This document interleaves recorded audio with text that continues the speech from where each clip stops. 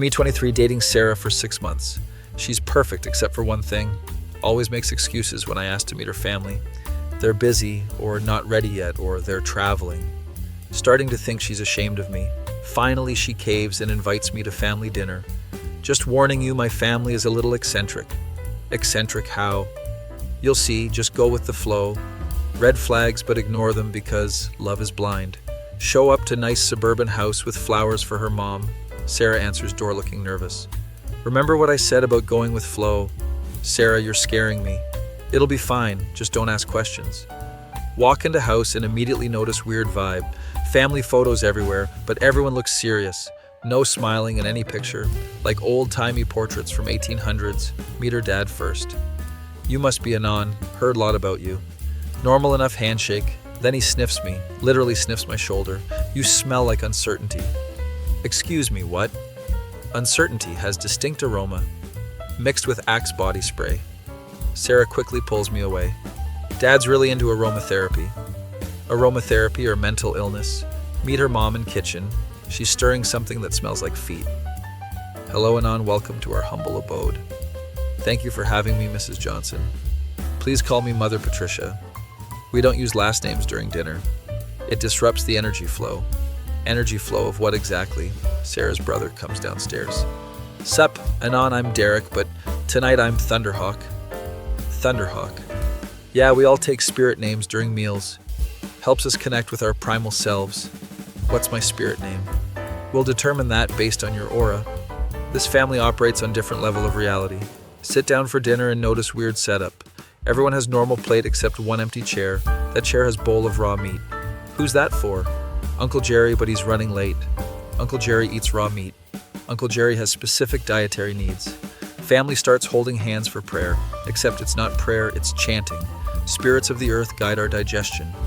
May this meal nourish our cosmic energy and protect us from gluten demons. Gluten demons apparently real concern. Dad announces my spirit name. Anon, you shall be known as Confused Elk, because your aura radiates bewilderment, but also gentle strength. Confused Elk, pretty accurate actually. Dinner conversation gets progressively weirder. Mom talks about communicating with vegetables. Carrots told me they wanted to be roasted. Potatoes preferred steaming. Broccoli was indifferent. Dad discusses his theory about government mind control. They put chemicals in toothpaste to make us compliant consumers. That's why I brush with baking soda and sage. Explains the breath situation. Derek shares update on his cryptocurrency investments. Dogecoin is going to revolutionize economy. Once people realize fiat currency is illusion, created by lizard people. Sarah kicks me under table. Universal signal for don't engage. Halfway through meal. Uncle Jerry arrives, except Uncle Jerry is wearing full medieval costume, chainmail and everything. Greetings, fellow warriors. Sorry I'm late, had to finish quest. Quest meaning what? Weekly LARPing session in park. I'm level 47 paladin now. Sits down and starts eating raw meat with hands. Protein feeds the warrior spirit. Family acts like this is completely normal. Suddenly realize I need to use bathroom. Ask Sarah where it is. Upstairs, second door on right. But don't go in the first door. Why not? That's Uncle Jerry's room. And he doesn't like visitors. Go upstairs and accidentally open wrong door. Inside is literal shrine to medieval times. Armor stands, weapon displays, tapestries, and photos of Uncle Jerry at Renaissance fairs, dating back 20 years. This man has been living fantasy life for decades. Also notice bunch of airline boarding passes, all to different cities. Why does Uncle Jerry travel so much? Hear footsteps coming upstairs, quickly close door and pretend to look for bathroom. Uncle Jerry appears at top of stairs, still in chainmail. Confused Elk, what are you doing up here? Looking for bathroom. That door is off limits. His eyes look completely different, cold and calculating. Not the goofy LARPer from downstairs. Sorry, didn't mean to intrude. Just make sure you forget what you saw, or there will be consequences. Threat delivered while wearing chainmail somehow makes it more terrifying. Go back downstairs, shaken. Family pretending nothing happened. Conversation continues about energy crystals and government conspiracies, but Uncle Jerry keeps staring at me, like he's planning something. Dinner ends with family ritual. Everyone forms circle and starts chanting. Something about summoning protective spirits. Uncle Jerry pulls out actual medieval sword for the ceremonial blessing. Starts waving sword around while chanting. This crossed line from weird to dangerous. Sarah, we should probably go, but we haven't done the spirit dance yet. Spirit dance can wait. Confused elk needs to complete initiation. Uncle Jerry points sword at me. Initiation is mandatory for outsiders who enter our sacred space. Nope, nope, nope. Stand up and back toward door. Thanks for dinner, but I have early morning. The ritual must be completed. Uncle Jerry blocks exit with sword, or confused elk becomes lost elk. Permanently. Family just watches like this is normal. Sarah looks apologetic but doesn't intervene. Uncle Jerry put the sword down. The spirits demand sacrifice. Not literal sacrifice, just symbolic. What's symbolic about pointing sword at me? Realize I'm in actual danger. These people are completely unhinged. Uncle Jerry raises sword. Choose confused elk. Complete initiation or face consequences. Fight or flight kicks in. Grab dinner plate and throw it at Uncle Jerry. Hits him in chest and chainmail clanks. He stumbles backward, cursing. Sprint for door. While family yells, confused elk is rejecting the pack. The spirits will be angry. Uncle Jerry retrieve the elk. Hear chainmail clanking behind me. Medieval knight chasing me through suburbia. Jump in car and peel out. Uncle Jerry runs into street waving sword. Neighbors watching from windows. Probably think it's elaborate theater performance. Drive home, questioning everything. Call Sarah later. Your uncle threatened me with sword. Uncle Jerry was just being dramatic. Dramatic meaning attempted murder. He wouldn't actually hurt anyone. Sarah, he literally chased me with medieval weapon. That's just how he shows affection. By threatening bodily harm. You're overreacting. Maybe confused elk isn't right fit for our family to break up over text, because not risking another in-person encounter. A few weeks later, see news report. Local man arrested for terrorizing airline passengers while wearing medieval costume. They show mugshot. It's Uncle Jerry. Article says he claimed other passengers weren't real and threatened them with replica sword. Apparently he's been doing this for months, traveling to different cities, having mental breakdowns on airplanes while dressed as knight. Suddenly everything makes sense. The airline boarding pass is in his room, his weird behavior and threats, the family enabling his delusions. Uncle Jerry is the airplane sword guy who's been terrorizing flights nationwide. Call my buddy Mike. Dude, remember Sarah's Uncle Jerry? The LARPing guy who ate raw meat? Turns out he's been arrested for threatening airline passengers with sword. Wait, the airplane night guy. That was Sarah's uncle. Holy shit, Anon, you dated into family of criminals. Criminal would be generous description. More like family of escaped mental patients who enable each other's delusions. Few months later, see another news report.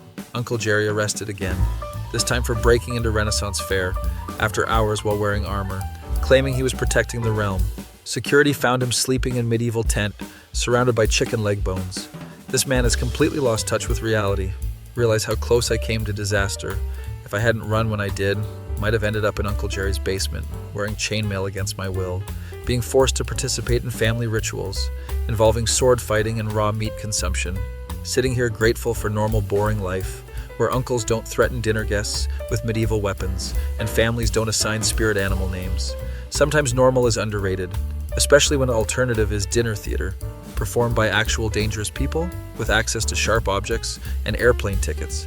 That motherfucker really wasn't real, but unfortunately he was real enough to terrorize multiple airline flights while wearing chainmail and threatening innocent people, all because he thought they stole his imaginary armor, or whatever delusion motivated him. Moral of story: if your girlfriend's family seems too weird to be true, they probably are, and you should run before Uncle Jerry pulls out the medieval weaponry. Be me, 24, recently moved to new city for job, working as accountant, which is exactly as exciting as it sounds. Social life consists of Excel spreadsheets and microwave dinners. Discover cozy coffee shop near apartment called Grind Time. Terrible pun, but coffee is decent and rent is cheap. Start going there every morning before work. Establish routine like pathetic creature of habit. Large coffee black, blueberry muffin, corner table by window. Notice cute barista working morning shift. Brunette with freckles and an infectious smile. Name tag says Emma in cheerful handwriting. She's friendly to everyone but seems extra nice to me. Good morning, Anon. Usual order. She remembers my name and coffee preference. This must be sign from universe. Start overthinking every interaction. Have great day, Anon. Does she emphasize great more than necessary? Thanks, Emma. You too. Smooth as sandpaper, but she smiles anyway. Weeks pass and I become regular. Emma always brightens when she sees me. Morning sunshine, ready for another exciting day of accounting. She remembers my job and makes jokes. Definitely interested, right? Decide to make move using romantic comedy. Playbook. Step 1. Find excuse to spend more time at coffee shop. Start bringing laptop and working remotely. Don't you have office for that? Coffee shop has better atmosphere and better company. Wink like smooth operator. Instead look like having eye spasm.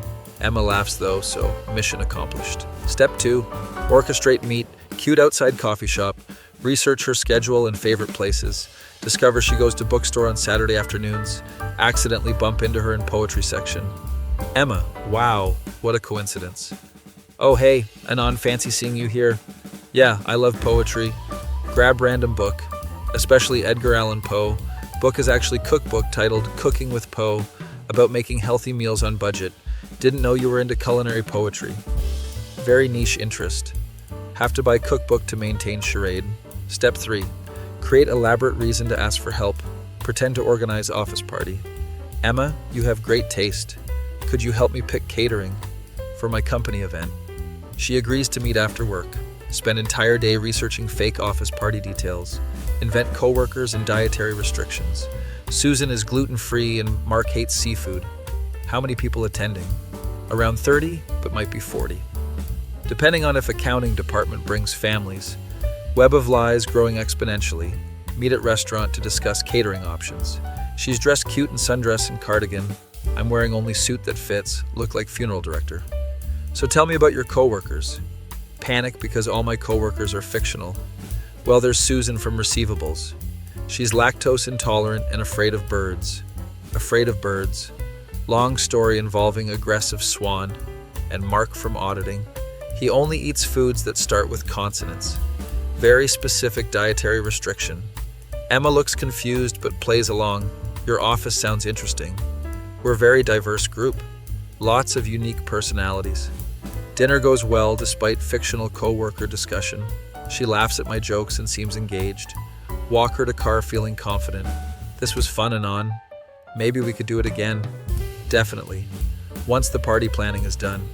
Speaking of which, when is this party? Next Friday. Sounds great. Hope it goes well. Oh no, now have to have actual party. Spend week creating elaborate fake event. Rent community center and buy decorations. Invite random strangers from Craigslist. Free food and drinks, just pretend to work with me. 20 confused people show up. Brief them on fake coworkers. Remember Susan is afraid of birds. And Mark has consonant food restriction. Just nod and agree with everything. Emma arrives looking gorgeous. Wow, you really pulled this together. Where's Susan and Mark? Susan called in sick. Bird-related incident at zoo. And Mark is running late. Traffic jam on Consonant Highway. Fake party somehow goes smoothly. Random strangers commit to bit. Anon is great coworker. Always brings donuts on Fridays. Helped me through difficult spreadsheet crisis. Emma mingles and seems impressed. Your friends are so nice. We're a very close-knit group. Like family, really. Party ends successfully. Emma thanks me for including her. This was really sweet. Most guys wouldn't think to ask for help. Shows you care about getting things right. Feeling guilty about elaborate deception, but she seems genuinely happy. Few days later, disaster strikes. Emma shows up at coffee shop with newspaper. Anon, look at this. Your company made the business section. Article about accounting firm layoffs. Includes photo of my supposed workplace. Building I've never seen in my life. That's crazy. Must be old photo. We renovated recently, new location and everything. More lies to cover previous lies. Where's the new office? Downtown, near the bank building. Very corporate and boring. Nothing like our old charming location. Situation spiraling out of control. Decide to come clean. Emma, I need to tell you something. About the party and my job. What about them? The thing is, before I can confess, her friend Jessica walks in. Emma, guess what? Tyler asked me out. From your book club. Finally made his move. That's so exciting. Tyler from book club, apparently. Anon, this is my friend Jessica. Jessica, this is Anon from work. The accountant with interesting coworkers. Nice to meet you. Emma talks about you all the time. Says you're really sweet and thoughtful. Unlike most guys she meets, who just want to get in her pants. Anon actually cares about her interests and includes her in work events. Feeling worse about deception. Speaking of work, how's the new office? Emma mentioned you guys moved. It's very nice. Much more professional. Anon got promoted to senior accountant. Congratulations. Emma didn't mention promotion. It's very recent. Still adjusting to new responsibilities. Jessica leaves and Emma seems excited. Senior accountant, wow. That's a big deal, right? Means you're doing really well. Yeah, it's good opportunity. More money and better benefits. We should celebrate. How about dinner this weekend? To commemorate your promotion. Now trapped in celebration dinner for fake promotion at fake job with fake coworkers. Saturday night arrives. Emma picks nice restaurant. My treat since you got promoted. You don't have to do that. I want to. You deserve recognition. Not everyone appreciates hard work. Feeling terrible about lying. Decide tonight's the night to confess. Emma, before we order, I need to tell you something important. Sounds serious. Is everything okay? Everything's fine. It's just the promotion and the party weren't exactly. Her phone buzzes. Sorry, it's my mom. She's been calling all day. Family emergency. Answers phone and face goes pale. What's wrong? My dad had heart attack. I need to get to hospital. Right now. Forget about confession. Let me drive you. You've been drinking. I only had water. Designated driver tonight. Thank you, Anon. You're such good friend. Drive to hospital in silence. Emma crying quietly. Hold her hand in waiting room. He's going to be okay. He's tough guy. I know, but he's been stressed. About work and money. Mom too. They don't have great insurance. Medical bills are going to be expensive. Realize this is moment. Either come clean about lies or use fake promotion to help. Emma, if you need money, I could help. Senior accountant salary is pretty good. Anon, I can't ask you to do that. You're not asking, I'm offering. We're friends, right? More than friends, I hope. She looks at me with tears in eyes. You would do that? For my family? Of course. Without hesitation. She kisses me, right there in hospital waiting room. First kiss tastes like tears and desperation, but also hope and gratitude. I don't know what I did to deserve you. Oh, the irony. Next few weeks are blur. Her dad recovers slowly. Medical bills pile up. I use real savings to help and money from actual job, not fake senior position, but she thinks it's promotion money. Anon, you're amazing. Not many guys would help like this. Your parents must be proud. Raising such caring son. Guilt eating me alive. Relationship becomes serious quickly. Trauma bonding over family crisis. She introduces me to parents. This is Anon, the one who helped with hospital bills. Such generous young man. You raised good daughter. She picked good partner. Her dad shakes my hand. Can't thank you enough. Emma's lucky to have you. Successful career and kind heart, Linda. Rare combination. Want to disappear into floor. Few months later, we're practically living together. She stays at my apartment most nights. Talks about future plans. When we get married, our kids will be so lucky. Having father like you. Responsible and caring. With stable job and good income. Marriage talk based on lies. Decide, it's time to confess everything. Plan, romantic dinner at home. Cook her favorite meal. Light candles and open wine. Emma, we need to talk. About something important. Oh God, you're breaking up with me. No, nothing like that. I love you. But I haven't been honest. About everything. Honest about what? My job, the promotion, the party, none of it was real. What do you mean not real? I mean I made it up. To impress you. The office party was fake. Hired strangers to pretend to be coworkers. And the promotion never happened. I'm still junior accountant. Same salary as before. Silence stretches forever. You lied about everything. To make me like you. Yes, but... And the money for my dad. Where did that come from? My savings. Real money from real job. Just not promotion money. Anon, do you realize what you did? I know it was wrong, but I loved you and wanted to help. You built our entire relationship on lies. Every conversation about work. Every story about coworkers. Every plan for future based on fictional version of you. But the feelings were real. How do I know what's real? If you lied about basic facts. for months. She starts packing her stuff. Emma, please. We can work through this. Work through what? You're not who I thought you were. I fell in love with successful accountant who throws parties for coworkers, not pathetic liar, who hires actors for fake events. I'm still the same person who helped your family. No, your person who manipulated me into relationship based on lies. That's not love, that's fraud. She leaves and blocks my number. Social media accounts deleted. Complete digital exile. Few weeks later, go to coffee shop. Need closure or masochistic punishment. Emma working but avoids eye contact. Order coffee from different barista. Large black coffee and blueberry muffin. That'll be $4.50. Sit at corner table. Emma finally approaches. Anon, we can't keep doing this. Doing what? You coming here. It's awkward for everyone. This was my coffee shop first. I know, but maybe find different place. There's Starbucks down street. Corporate coffee for corporate liar. That's not fair. Nothing about this is fair. You made me believe in fairy tale. Then revealed it was all special effects. Pack up laptop and leave. Never return to grind time. Starbucks coffee tastes like regret and missed opportunities. Few months later, mutual friend updates me. Emma's engaged. To Tyler from book club. Guy who asked her out during our drama. Apparently he's genuine and honest. Everything you weren't. Weddings next spring. She seems really happy. Realized Tyler was real romantic lead. I was just comic relief, bumbling fool who created obstacles for actual couple to overcome. Sitting here in different coffee shop, watching other people's meet cutes, wondering if honesty works better than elaborate romantic comedy schemes. Probably does. But honesty requires confidence, and confidence requires self-acceptance. Still working on both. At least now when barista asks my name, I give real one. Small steps toward authenticity, even if it's too late for Emma. Maybe next time I'll try being myself instead of person.